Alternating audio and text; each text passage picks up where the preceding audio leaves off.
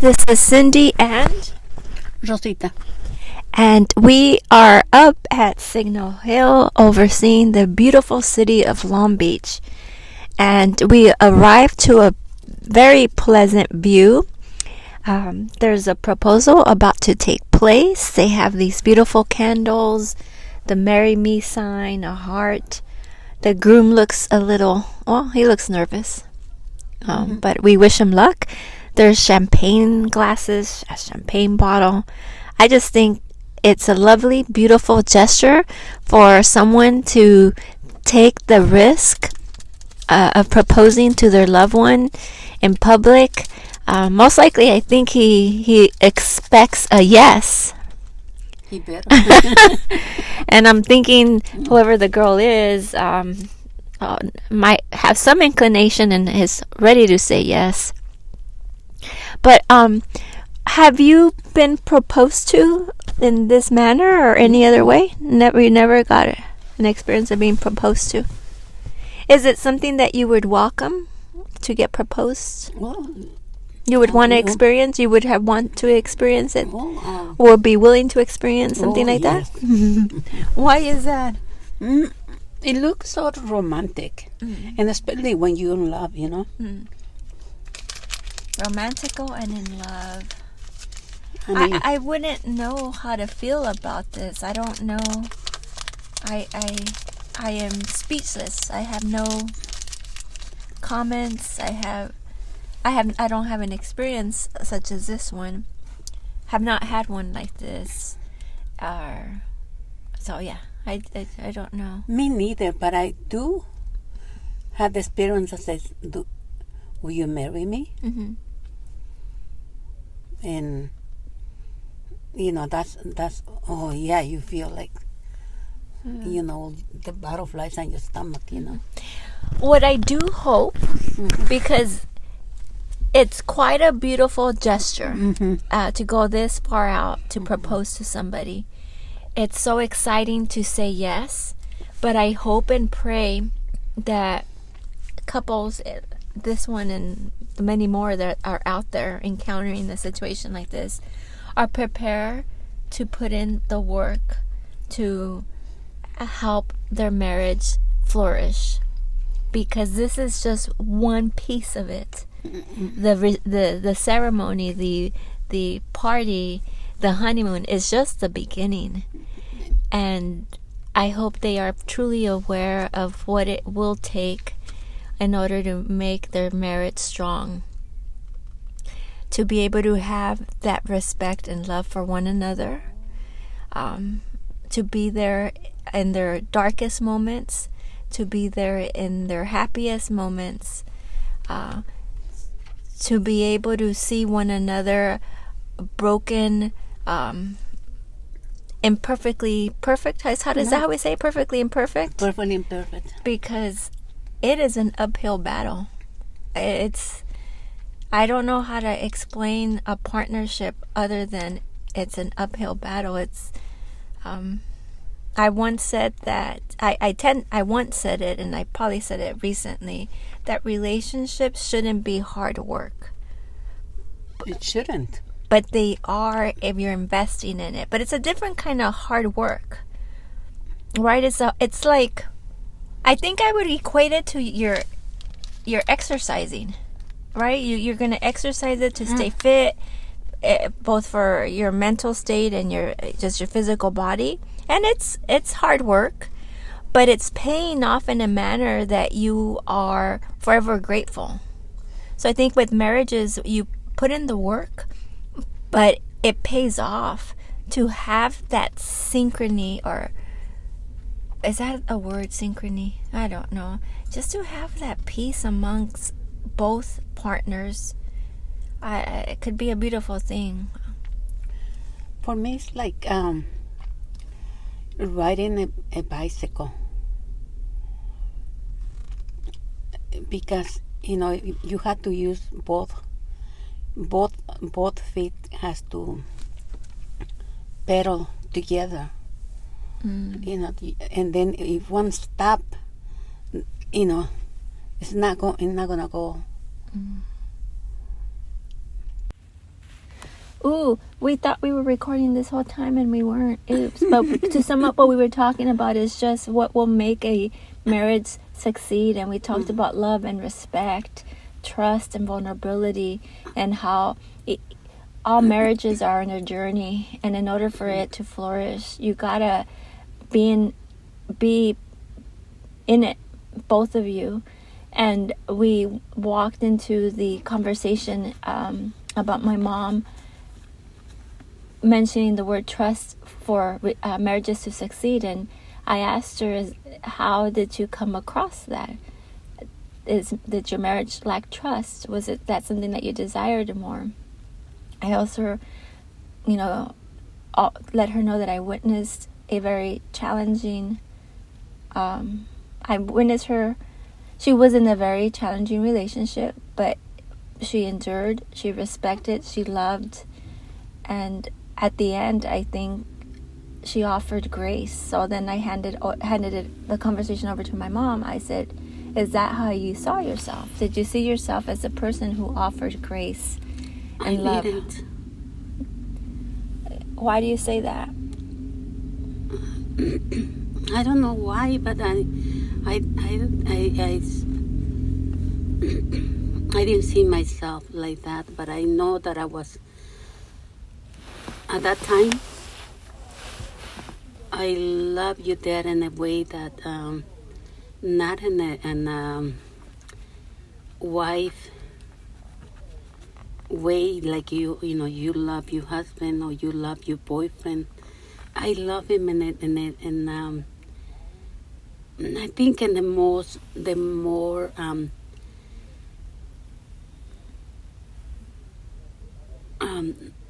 true love, but it's like when you love a friend, when you love your brother, you see him and you know his shortcomings, and but then you also see his virtues. Mm-hmm. That's what he did, what he was doing, and I really did. I'm thankful, because one of the things, he was responsible and he showed his love too.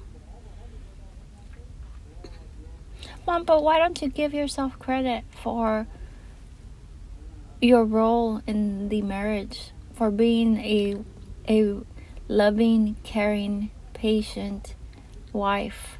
Because I don't think I was that much patient. Mom, like I said, you I didn't record, so but you heard it, is you were perfectly imperfect. Yes. Because no one can be perfect. No. And I think for what you went through, you offered grace. You had dignity.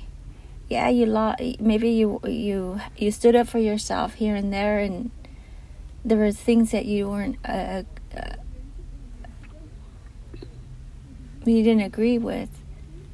But I mean, you are one tough cookie. One tough, graceful, loving cookie. I mean, you, like I said, are a living example of what it is to love unconditionally. And you gotta give yourself credit for that.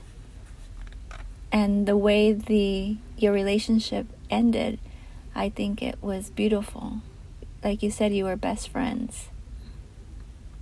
Yes. And sometimes because I was hurt when he was.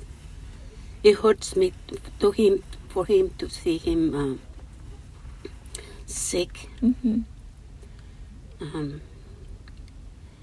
When I see him that he was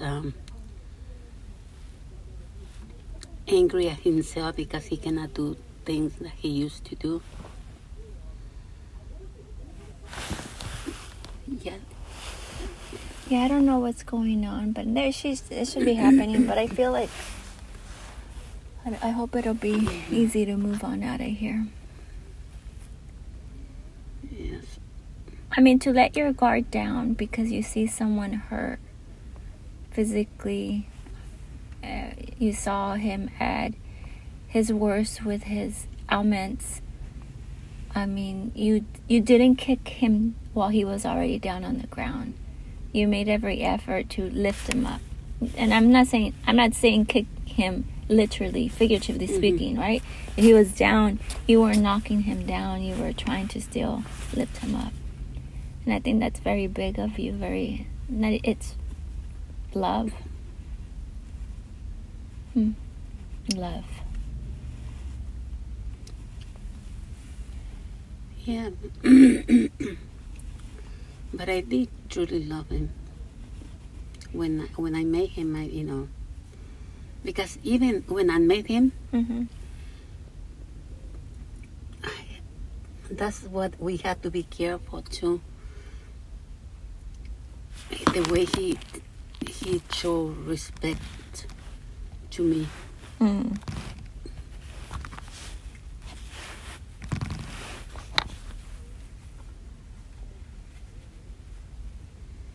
If you could give this couple advice about marriages, love, relationships, and not just trust, because you mentioned that trust is something important. But if you could give this couple some advice, what would it be? Honesty. Honesty, that's the best. If you're honest to each other, I mean, you don't hurt that person. Honesty. So my question would be, when you reach that very difficult stage in your relationship, when you're at odds and where you no longer see them as your partner, but you see them as an enemy, how do you overcome that? How do you fight through that? Oh man. We miss. No, I was fearing this. Hold on, let me pause it. Well, the girl said yes. So I assume the groom is happy and he feels like his efforts were worth, like they say, the juice was worth the squeeze. So I hope it goes well for them, and I hope they get a counseling before they go into the marriage so they understand each other. You're supposed to get a counseling before. It's recommended, and I can see its benefits. Because you take into the marriage a load of experiences from your past that has shaped and molded you, and sometimes that can be a pro or a con for your marriage. But like I said, at the end of the day, marriage will work if you are both aiming for the same goals, if you're both on the journey together knowing that it will be messy, if you're willing to make mistakes and forgive one another, have grace and patience and understanding. Because what we often do in relationships is just misunderstand and miscommunicate, and then the hurt builds up, that hurt becomes anger, and that builds up, and at the end you become your two worst enemies when it started out of love. And to me that's baffling, is how can something so beautiful turn so ugly? And it's because we're humans who hurt and are there to protect ourselves. And when we feel danger, which comes through hurt, we put our guard up. But that guard can keep the love out and just enclose yourself, and you forget why you were meant to be. You forget why you were a team. But I would hope, my wish would be for all relationships is just that there's no mystery to it. It's very simple. It's active listening. It's an empathetic ear, an empathetic heart. It's knowing that we will make mistakes, and it's not intentional. It's not, those mistakes are not there to hurt you or hurt the other person, but they're there for us just to grow and learn. Communication is one of the things. Always like communication at dinner time, when you ready to go to bed, that be able to have a good communication, not to force force yourself to have a communication just because. But something like when you learn a language, and you can speak it fluently. That's the way it should be on a communication. They just have to come things straight from your heart. I love that. Straight from your heart, true as it is. Nothing to hide. You don't have to love it. But there's so many things. Even you can talk about a tree and discuss about a tree, the leaves. Even if you disagree in the shape of the tree and the shape of the leaves, but then you agree on the shape of the tree, not its leaves or the branches.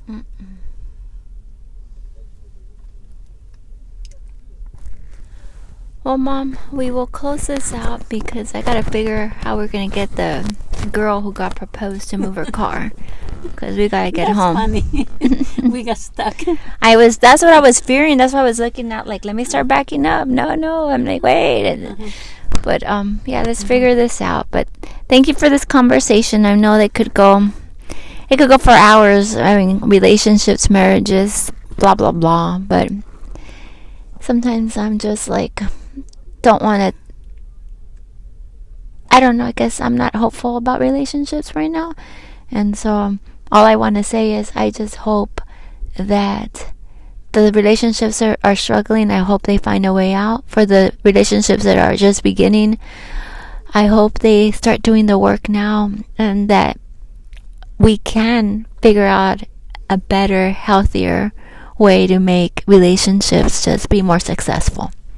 Maybe if you look yourself as your partner itself, and you treat yourself the way you want to treat, because you love yourself. So treat your partner the way you would treat yourself. Is that what you're saying? Okay, that's good advice. Thank you. All right, any last words, Mom? No, I wish the best for this couple, and for every couple that is planning to get married, and to the married couples, they are ready and to learn how to be respectful and loving toward one another. Amen. All right, I close it out.